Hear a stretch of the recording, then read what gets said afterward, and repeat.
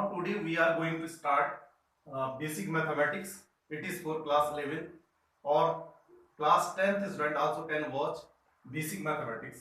Uh, सबसे first हम क्या बताएंगे इसमें बेसिक मैथमेटिक्स में कि कुछ टर्म्स होते हैं कि बार बार उसमें हम क्या करें, गलतियां ना करें, एरर ना करें उस टर्म्स में। जैसे फर्स्ट टर्म है सब 1/0 ये लिख दिया है, तो उसके बाद what will be the answer if I will से द स्टूडेंट्स कि इसका आंसर कितना होगा, तो बच्चे क्या बोलेंगे इसे, how can you define it, infinite, क्या आंसर आएगा इनफाइनाइट। बट अब हम इसे क्या बताएंगे कि 1/0 we will not say indefinite, we will say undefined. क्योंकि अगर किसी भी नंबर के डिनोमिनेटर में जीरो आ जाए तो इसका मतलब वो नंबर डिफाइन ही नहीं हो सकता। पहले तो जीरो आ नहीं सकता, अगर बाई चांस मींस कहीं एरर कर दिया और देन जीरो आ गया तो नंबर क्या हो जाएगा, अनडिफाइंड। तो नेक्स्ट टाइम से हम क्या करेंगे, 1/0 को इनफाइनाइट नहीं बोलेंगे, what will we call it, we call it undefined. Is it clear now? Second term में सेकंड क्या हो सकता है, सेकंड हो सकता है कि 1/इनफाइनाइट। तो इफ आई विल से, फिर से बच्चों से ही पूछा जाए कि 1/इनफाइनाइट what will your answer, then this student will reply 0। तो देन ये आगे चल के पहले तो इनफाइनाइट एज सच कोई नंबर नहीं, इनफाइनाइट जैसे मैथमेटिक नोशन है, मतलब किसी भी लार्ज नंबर को रिप्रेजेंट करने के लिए हम इनफाइनाइट यूज करते हैं, प्लस इनफाइनाइट बहुत बड़ी वैल्यू है जिसे मैथ्स में लिखा नहीं जा सकता मींस, तो उसके लिए डिनोट करने के लिए we will denote it infinite. If I will say 1/इनफाइनाइट तो 0, तो 0 रॉन्ग है, फिर से ये क्या होगा, 0 आंसर नहीं होगा, फिर से आई विल से इट इज अनडिफाइंड। अगर ये अनडिफाइन है तो 1/अनडिफाइंड डिफाइन तो हो ही नहीं सकता। इज इट क्लियर कि अगर ये अनडिफाइन है सपोज फर्स्ट वाला, तो 1/अनडिफाइंड डिफाइन कैसे हो सकता है, it will still undefined. Now third term, third term नहीं सॉरी, थर्ड पार्ट क्या हो सकता है, अगर दो नंबर का प्रोडक्ट 0 है मैथ्स में। अब हम इसके बेस्ड सेकंड वीडियो में क्या करेंगे, इससे बेस्ड क्वेश्चंस करेंगे, ठीक है। तो अगर दो ए और बी कुछ लिखा है, इनका प्रोडक्ट 0 है, तो हाउ इज इट पॉसिबल, मतलब इनका प्रोडक्ट 0 कब पॉसिबल है।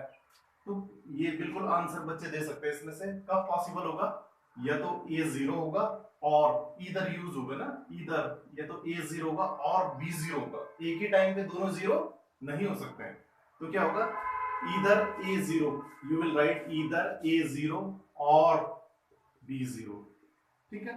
तो इसका यूज हम 10th क्लास में बहुत बार करते हैं, मींस अगर जैसे ऐसे लिखा है x-1 x-2 is equal to 0, तो what do you mean, you mean that अगर इन दो का प्रोडक्ट 0 है, it means either x-1 0, either x-1 0 or x-2 0, तो answer will be x equal to 1 और x equal to 2। तो ऑलवेज रिमेंबर कि अगर if the product of two factor या टू नंबर तो ऐसा अगर 0 हो नहीं सकता, इफ मतलब नॉन जीरो नंबर है दोनों, तो उनका प्रोडक्ट तो 0 हो नहीं सकता। अगर a भी कहीं ऐसा लिखा है 0, तो इसका मतलब क्या होगा, इधर a 0 और b 0। होप सो ये क्लियर हो गया होगा। And fourth part is a/b equal to 0 लिख दिया मींस ये वाला, ठीक है। अब इसका क्या मतलब होगा कि ये किसके कारण 0 हो सकता है, means a/b is equal to 0, तो हाउ इज इट पॉसिबल, ये 0 कैसे हो सकता है।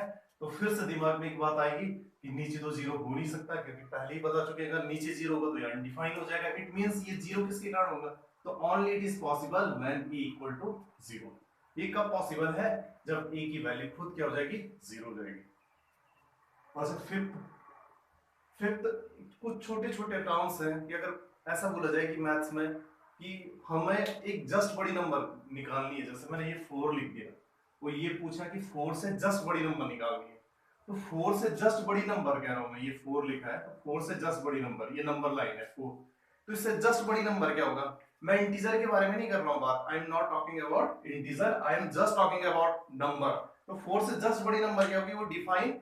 अच्छा फिर क्या बोलेंगे, 4 से जस्ट बड़ी नंबर हो क्या होगी 4.1, फिर एक बच्चा क्या बोलेगा 4.01, फिर अदर विल से 4.00000001। तो फिर अदर अगर एक ने ऐसा कहा तो फिर अगले ने बहुत सारे जीरो फिर से लगा देगा बीच में, तो इसका मतलब इसका तो आंसर मिल ही नहीं रहा है, जस्ट बड़ी नंबर का तो आंसर ही नहीं मिला। मैं जस्ट बड़ी नंबर कह रहा हूं, I am not saying just बड़ी इंटीजर, इंटीजर तो 4 से बड़ी इंटीजर कौन सी होगी, 5 होगी, ये तो पता ही ऐसा है। तो 4 से जस्ट बड़ी नंबर क्या होगी? 4 से जस्ट बड़ी नंबर डिफाइन ही नहीं होगी, क्योंकि इसका आंसर ही नहीं मिल पाएगा। तो it means if I will से कि 4 से जस्ट बड़ी नंबर, तो not defined, again you will say not defined. ठीक है, खूबसूरती क्लियर हो रहे होंगे। सिक्स्थ पार्ट कि 4 से जस्ट छोटी number, just smaller number than 4, 4 से ठीक छोटी नंबर कौन सी? नंबर की बातचीत चल रही है, तो जस्ट छोटी नंबर, फिर वही चीज 3.9, 3.99, अदर विल से 3.99999।